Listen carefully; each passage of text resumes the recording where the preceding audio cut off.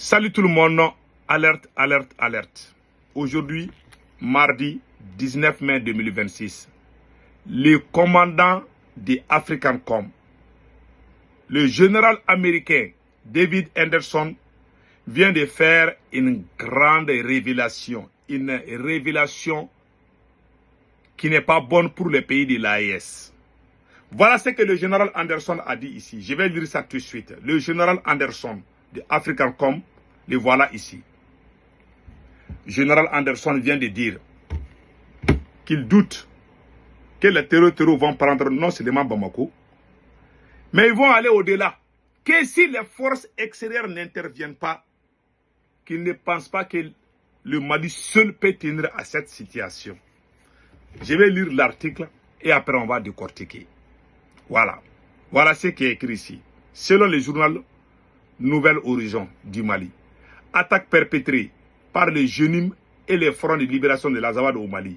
Le général David Anderson, commandant de Africancom, s'inquiète de la tournure que pourraient prendre les événements. Je doute fort qu'il s'arrête à Bamako. C'est ce que le commandant m'a dit. C'est-à-dire, je doute fort qu'il s'arrête à Bamako. C'est-à-dire que non seulement ils vont prendre Bamako, mais ils ne vont pas s'arrêter à Bamako, ils vont aller au-delà. Donc les pays voisins sont désormais menacés. Je ne suis pas certain qu'ils s'arrêteront tant qu'une force extérieure ne les aurait pas stoppés. Je ne suis pas certain que les terroristes s'arrêteront à Bamako tant qu'une force extérieure ne les aurait pas stoppés. C'est-à-dire, le général veut dire ici, il faut qu'une force extérieure intervienne rapidement au Mali. Que sinon, c'est la seule solution pour sauver le Mali, c'est d'envoyer la force extérieure. Ce n'est pas moi qui le dis. Hein. C'est le général américain qui le dit. Moi, mon souhait, j'ai dit et je le répète, était que l'armée malienne soit partout pour sécuriser notre pays. Mais on est arrivé à un moment. On a dit à Assimi Goïta il y a plusieurs années de recruter, il n'a pas fait. Il n'a pas fait VDP, il a refusé tout. Voilà aujourd'hui on est dans les problèmes. Voilà aujourd'hui les Américains disent qu'il faut qu'il y ait une... Selon vous, ça peut être quelle force extérieure? Puisque la Russie est là. La Russie a dit qu'on ne peut pas rentrer à Kidal. J'ai fait une vidéo sur ça. La Russie est les États-Unis, la première puissance mondiale militaire, ça ce sont les États-Unis. La deuxième puissance militaire, c'est la Russie. Bon, la Russie est déjà là. Les États-Unis sortent pour dire qu'il faut qu'il y ait une force pour arrêter l'avancée des terroristes. Donc, cette force ne peut être que les forces américaines. Donc, voilà ce que ça veut dire. La Russie est déjà au Mali. Le Mali, la situation n'est pas encore stable. Donc, les États-Unis aussi disent qu'il faut qu'il y ait une autre force. Cette force-là, ça ne peut pas être les pays de la CEDEAO quand même. Ça ne peut être que les États-Unis. La première puissance militaire mondiale, les États-Unis. Donc, les gens que nous-mêmes on a chassés là, hein, ce sont ces mêmes gens-là qui se préparent pour venir encore dans notre pays à cause de notre cupidité, à cause de notre... C'est-à-dire que de nos mauvais comportements. Si on était unis, on avait fait des recrutements, des VDP, des soldats, on n'allait pas rentrer dans cette situation.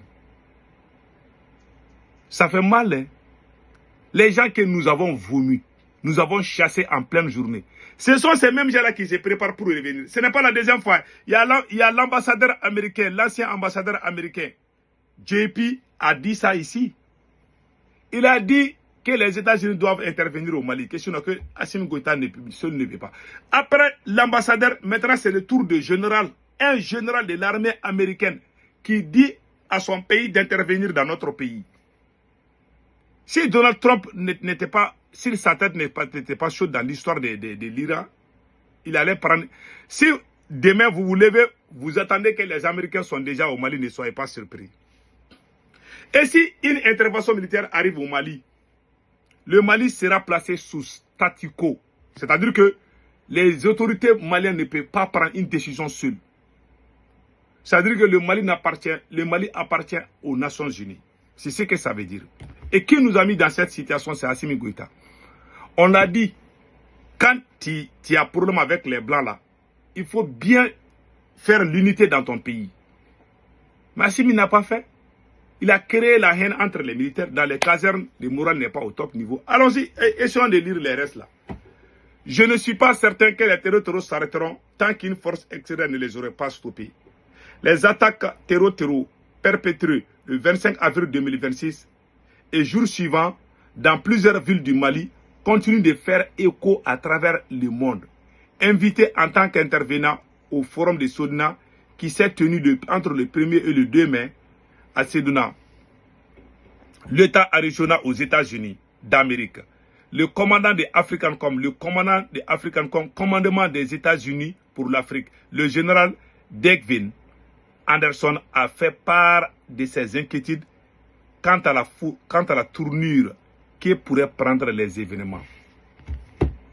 Donc, il a tout dit.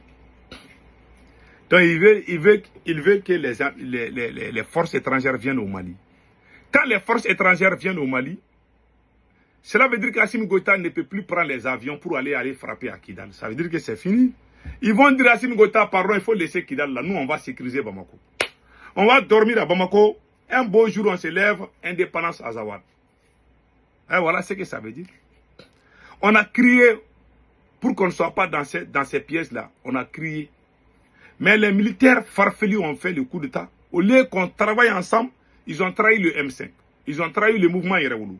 Tous les grands révolutionnaires, ils les ont tous coupé la tête. Maintenant, eux aussi sont tombés dans les pièces de l'ennemi. C'est fini. Si la force extérieure intervient au Mali, ça veut dire qu'au revoir AES, hein, au revoir la Révolution 2. Bienvenue à la recolonisation. C'est ce que ça veut dire. On ne pourra plus prendre nos décisions. Et puis ils vont mettre zone tampon à Kidal. Je ne voulais pas qu'on arrive à ce stade. J'ai tout fait, on m'a traité de toutes les sauces. J'ai prévu tout ça. J'ai même montré des vidéos où la France a fait des hypothèses pour montrer comment Kati va tomber. Comment ton ennemi s'assoit, il tourne un film pour dire que toi, ta maison là sera, comment ils vont attaquer ta maison. Toi, tu es là en train de dormir. Moi, combien de fois j'ai montré cette vidéo? Combien de fois j'ai averti, j'ai dit que si on ne fait pas attention, Kati va tomber. Si on ne fait pas attention, Bamako va tomber. Maintenant, écoutez, la France avait déjà fait ça il y a longtemps. Écoutons cela. Écoutons. En 2024, dans la région désertique du Sahel, le GSIM, groupe de soutien à l'islam et aux musulmans, une filiale d'Al-Qaïda, a considérablement gagné en influence. Le 14 novembre, il s'empare de la ville de Kati et capture l'homme fort du Mali, le colonel Assimi Goïta, qui était au pouvoir depuis un coup d'État en 2020. Les djihadistes sont alors à 15 km de Bamako. Vous avez tous entendu? Maintenant, écoutons la suite. Écoutons. 10 jours plus tard, Yad Aggali, leader historique du GSIM, s'avance sur la terrasse du palais présidentiel et proclame le califat du Mali. Le Sahel s'enflamme et le GSIM sème la terreur dans la région. Vous avez tous entendu? Vous avez tous entendu maintenant? J'avais montré ça ou non? Oui ou non? Ça, c'est fait avant les attaques du 25 avril. Combien de fois j'ai averti?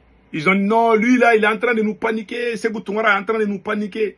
Vous avez écouté les menteurs qui vous ont fait croire que tout va bien, que tout est rose, tout est bon. Vous avez écouté. Vous nous avez insultés. C'est comment aujourd'hui? C'est gâté. C'est gâté. Malheureusement. Je vais arrêter la vidéo là, sinon je vais pleurer.